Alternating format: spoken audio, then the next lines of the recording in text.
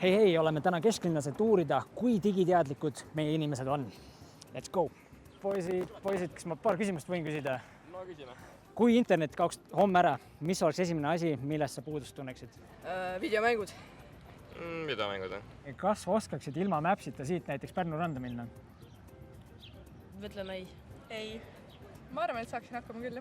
Kui sa saaksid kustutada ühe tehnoloogilise leiutuse, siis mis see oleks? Ma arvan, et ma kustutaks ChatGPT. Sest teadusele see teeb nii palju halba praegu, et kui need oleks kuidagi paremini seadusega kadreeritud, siis võib-olla saaks minna sellega edasi, aga praeguses seisus need on natuke hirmsad. Kas ja kui palju kasutad sina koolitööd tegemiseks AI-d? Üritan nii vähe kui võimalik, et kõik esseed või kirjandid kirjutan ise, kõik kunstitööd teen ise, päris vähe. Kas sind on kunagi skämmitud ja mis juhtus?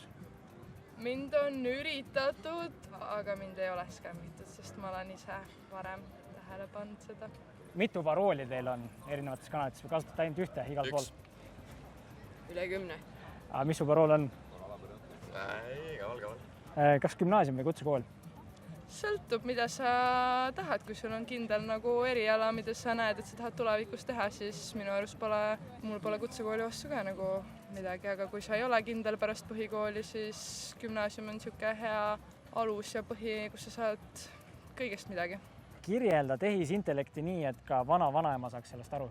Arvuti on nagu pandud mõtlema nagu inimene, et sa saad talle nagu asju öelda, saad küsida ja ta vastab sulle nii nagu inimene, sest et on see kõik õppinud suurest andmebaasist, mis on loodud kõik inimeste tehtud teabe põhjal. Kas Eesti oleks produktiivsem, kui TikTok ära kaoks?